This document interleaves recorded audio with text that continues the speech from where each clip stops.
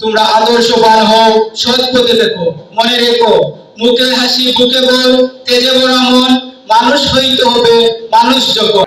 বক্তব্য নিয়ে আসার জন্য অনুরোধ জানাচ্ছি জনাব হাবিবুর রহমান উজ্জ্বল সাহেবকে।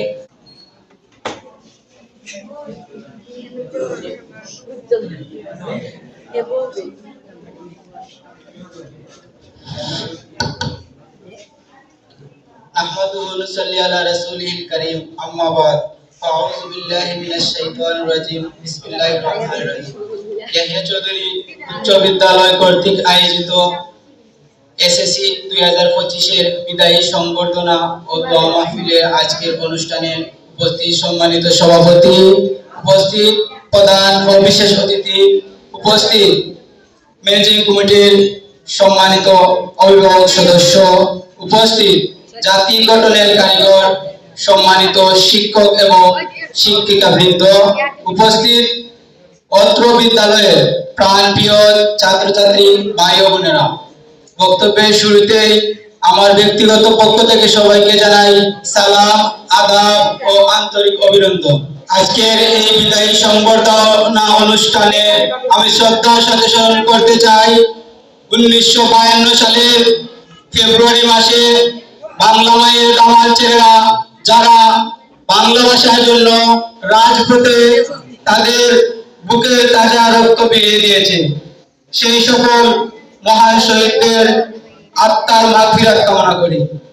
প্রিয় শিক্ষার্থী ভাই বোনেরা, আজ তোমাদের বিদায় দিন। বিদায় শব্দটা 3টি অক্ষরের ছোট্ট একটি শব্দ, তবে এর গভীরতা এত বিশাল যে যা বলার বাহিরে। সাধারণত মানুষ বিদায় দুই রকমের হয়, একটা সাময়িক বিদায় এবং একটা স্থায়ী বিদায়। স্থায়ী বিদায় দিয়ে আমি শুরু করছি। স্থায়ী বিদায় হচ্ছে সেই বিদায় যে একবার চলে গেলে আর ফিরে আসে না। আমরা সেটাকে সাধারণত মৃত্যুর পরে বলি। মৃত্যুর পর যখন মানুষকে কবর দেওয়া হয় তখন সেই মানুষটা আর এই দুনিয়ায় আসে না। সাময়িক বিদায় যেটা আমরা উপলব্ধি করি সেটা 2025 সালে যে এসএসসি পরীক্ষার্থীরা আপনারা বিদায় নেবেন, এই বিদায়ের মাধ্যমে একদিকে যেমন আনন্দ রয়েছে, অন্যদিকে বেদনা।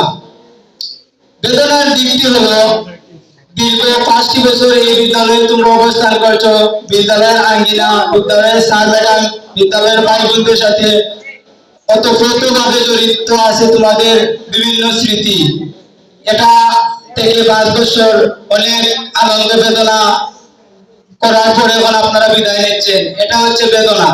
আর আনন্দের বিষয়টা হচ্ছে তোমরা যেভাবে একটা শিশু প্রথমে শৈশব, তারপর কিশোর, তারপর যৌবন, তারপর বৃদ্ধ, প্রত্যেকটা ধাপ এগিয়ে যায়, ঠিক তেমনি তোমরা প্রাইমারি থেকে মাধ্যমিক থেকে কলেজ লেভেল থেকে ভার্সিটি লেভেল এরকম অগ্রসর হবে। এটা আনন্দের বিষয় যে তোমরা সামনের দিকে অগ্রসর হচ্ছ।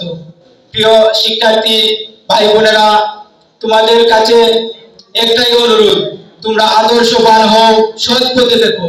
মনে রেখো, মুখে হাসি বুকে বল, তেজে ভরা মন, মানুষ হইতে হবে মানুষ যখন। মাঝে মাঝে আমরা অমানুষ হয়ে যাই, অমানবিক হয়ে যাই।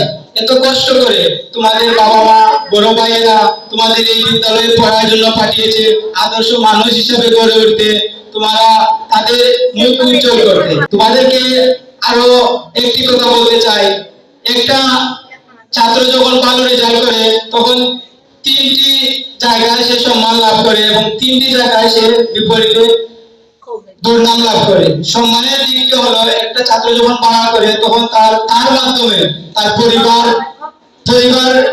সুনাম অর্জন করে, তার মাধ্যমে তার স্কুল সুনাম অর্জন করে, তার মাধ্যমে তার এলাকাবাসী সুনাম অর্জন করে। যখন সে বাদ রেজাল্ট করে তার মাধ্যমে তার পরিবার দুর্নাম হয়, স্কুলের দুর্নাম হয়, এলাকাবাসীর দুর্নাম হয়। তোমাদের কাছে অনুরোধ, তোমরা মনোযোগ দিয়ে পড়ালেখা করো এবং ভালো একটি রেজাল্ট এনে নিজের পরিবারকে, নিজের স্কুলকে এবং এলাকাবাসীর সুনাম করে রাখবে, এই আশা প্রত্যাশা করি আমি। আমরা কবির ভাষায় বলতে চাই, আমাদের দেশে হবে সেই ছেলে কবে, কথায় না বড় হয়ে কাজে বড় হবে। মুখে হাসি বুকে বল, তেজে ভরা মন, মানুষ হইতে হবে এই তার পথ।